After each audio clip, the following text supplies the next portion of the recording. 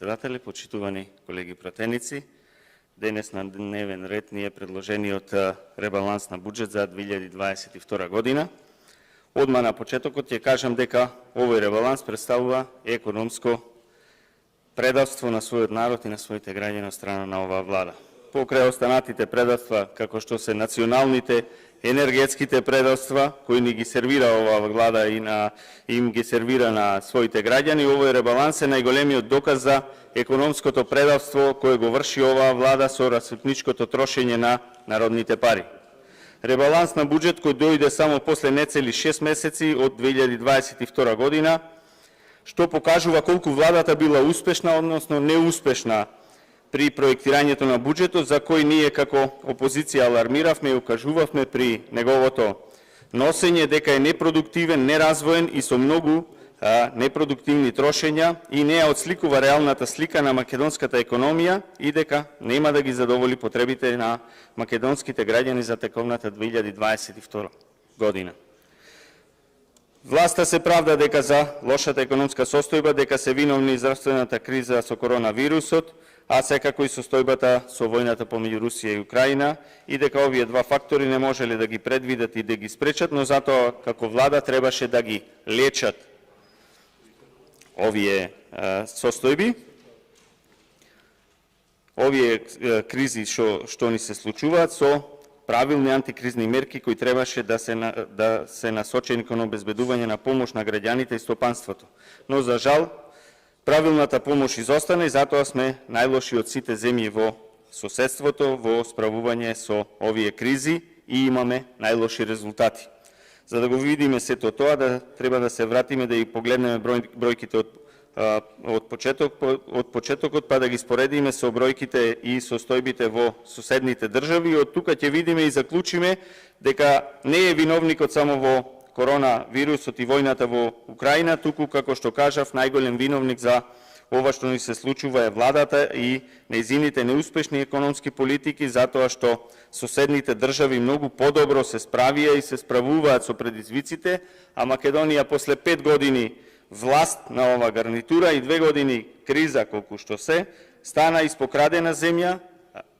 пред банкрот и економски разрушена. Ако статистички погледнеме, ќе видиме дека Македонија има убедливо најлоша стапка на просечен економски раст за периодот од 2017 до 2021 година, што дополнително говори за способноста на владата предводена од ДУИ, а во која партиципира во еден мал дел и СДСМ. Ако се направи споредба на стапките на раст на земјите од регионот за периодот од 2017 година до 2021 година, може да се види дека Македонија има најмал просечен раст за периодот од 2017 до 2021 година, а тоа докажува дека оваа влада нема капацитет, нема знаење, а нема ниту волја да се справи со економските предизвици и не може да им го подобри стандардот на граѓаните, барем да се потрудеше да не го влошува, но очигледно ни за тоа не се способни. За тоа време додека нашата економија тонеше и се уште тоне, земјите од соседството се далеку над нас, во секој поглед, па така додека ние имаме вкупен раст за периодот од 2017 до 2021 година од 5,56% и просечен раст од 1,09%, што значи дека ние како држава воопшто немаме раст во овие 5 години. За тоа време Србија има вкупен раст од 18,44% и просечен раст од 3,44%, што значи дека 3 пати се поуспешни од нас. Бугарија има 9,38% вкупен раст, 1,81% просечен раст. Романија 18,91% со 3,52% просечен. Албанија 15,51% вкупен раст со 2,93% просечен раст. Косово, замислете, има вкупен раст од 18,84% и просечен раст од 3,51%. 3,5 пати се поуспешни Косово од нас. До таму сме стигнати. И за оваа 2022 година бројките не се ништо подобри, па така во првиот квартал од 2022 година Македонија има економски раст од 2,4%. А од соседните земји кои претходно ги спомнав, Србија има 4,4%, Бугарија 5%, Романија 6,5%, Словенија 9,8%, Хрватска 7%. Очигледно е дека и оваа 2022 година економскиот тим на владата е најлошиот тим што може да го има една држава. Во исто време имаме загрижувачки голем пад во делот на градежништвото од 17,2%, а ако се сеќавате дека финансиската криза што се случи во 2008 година, ние ја пребродивме успешно и со најмали последици, токму поради инвестициите во градежништвото и растот што го имаше оваа гранка, помогна да се подобри, да се преброди таа криза многу побезболно од сега. Но на премиерот очигледно него занима економијата и стандардот на граѓаните, а ниту достоинството и честа на македонскиот народ, па го гледавме како во друштво на премиерите на соседните држави, од каде што требало да научи како треба да се справи со овие предизвици, тој се смееше на навредите и поигрувањето со честа и достоинството на македонската држава и македонскиот народ. Доказ дека премиерот и владата немаат слух за потребите на граѓаните и дека треба да им помогнат во овие услови на криза е и фактот што мнозинството составено од СДСМ и ДУИ гласаше против потребата од носење на законот за акцизи со кој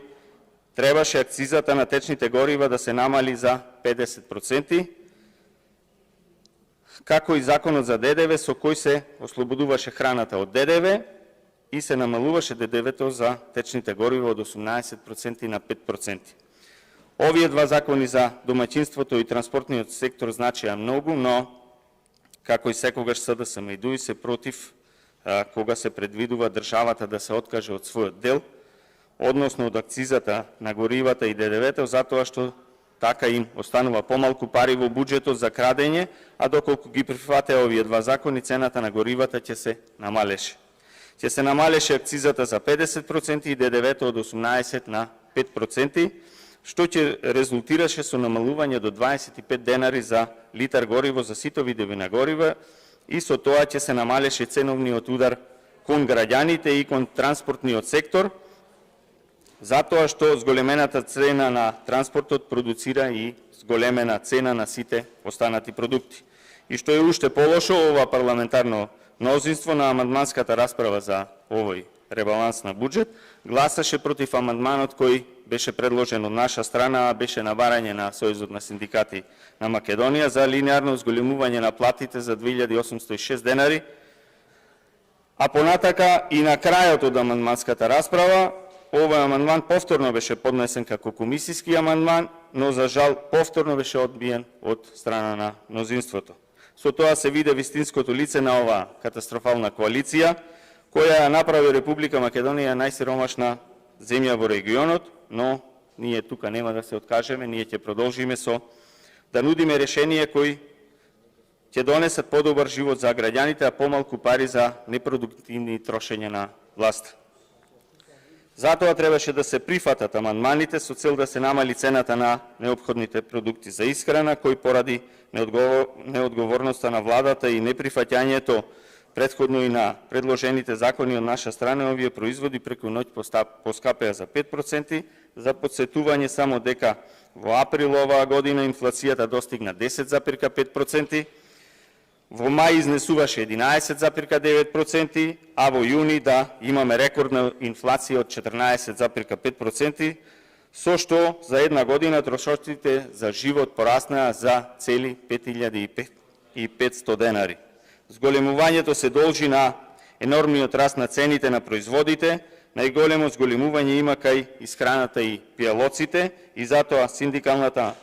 минимална кошница за месец јуни изнесува 39.710 денари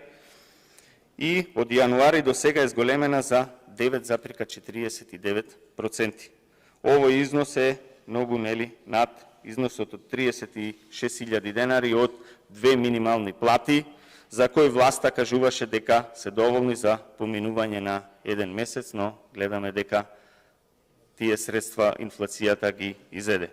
Само за првите 5 месеци од оваа година, наспроти првите 5 месеци од 2021 година,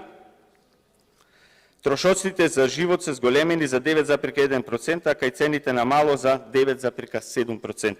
Лебот и житата за 21,5%, месото 12,9%, млеко и сирење за 16%, масла и масти 37,9%, овоши 11,5%, зеленчук 18,5%, шеќер 18,7% и така натаму. Кај другите категории имаме зголемување на цената на гасот за 53,6%, течни горива 44,3%, топлинска и електрична енергија по 9,4%, транспортни услуги за 26,9%. Овие проценти, ако се вкалкулира и месец јуни, се уште поголеми и уште пострашни. Од друга страна, владата се фали дека ќе ги зголеми приходите, но овде треба да се каже дека тие се средства кои се планират да се приберат по основ на ДДВ и акцизи. И според ребалансот се заречиси 190 милиони евра повеќе отколку за ланската 2021 година. Овие 190 милиони евра ги плаќаат граѓаните поради тоа што претходно го кажав, со драстично зголемување на цените на основните продукти, производи и горивата, и затоа власта не планира да се откаже од ДДВ-то и акцизите, за да може да соберат повеќе пари од граѓаните. ДДВ од 5% на зејтин со цена од 60 денари и со цена од 160 денари не е исто во апсолутен износ. Затоа државата ќе прибере повеќе пари, а граѓаните ќе имаат помалку артикли од претходно и ќе живеат полошо. Ова е докажување одговорноста кон сопствениот народ и кон сите граѓани на Република Македонија, а со неприфаќањето на амандманите само докажавте дека немате општествена одговорност кон сопствените граѓани. Понатака, наместо фискална консолидација, со оваа влада добивме фискална неодржливост и кумулирање на нов нето долг од 1 милиарда и 315 милиони евра заради покривање на дефицит, кој за оваа година изнесува фантастични 695 милиони евра. Со ребалансот се предвидува зголемување на буџетскиот дефицит од 4,3% на 5,3% од бруто домашниот производ, или во вкупни бројки од 545 милиони евра на 695 милиони евра, што е историски втор највисок дефицит по оној во 2020 година. Ако тогаш тој дефицит го оправдувавте со здравствената криза, се прашувам како сега ќе го оправдате овој проектиран дефицит од безмалку 700 милиони евра и зошто владата планира да троши пари кои што ги нема, што не ги произведува, туку ги зема како заем. Ова значи дека владата се луксузира на кредит, а кредитот ќе го плаќаат граѓаните. Важно е да се истакне дека владата се фали дека ќе заштеди 200 милиони евра, но треба да се каже со тоа дека таа заштеда всушност значи кратење на капитални расходи во износ од 97 милиони евра и тоа не е заштеда, туку тоа е неспособност да се реализираат овие капитални расходи. Кажуваат дека кратат од ставката за трошоци за стоки и услуги, но ако погледнеме дека со буџетот имавме предвидено историски највисок планиран износ за стоки и услуги, ќе видиме дека и овие кратења не се заштеда, но пострашно е тоа што ако ги тргнеме на страна тоа што го кажува владиното мнозинство и ги разгледаме ставките на стоки и услуги, може да се забележи дека немаат никаде кратење на овие ставки стоки и услуги, туку има и зголемување на овие трошоци. Во ребалансот стои дека проектираниот раст на даночните приходи се должи пред се на зголемување на даночната основа која кај одредени видови на даноци како резултат на пораст на потрошувачката, пораст на просечната плата и така натака. Но и сами знаете дека ништо од ова не е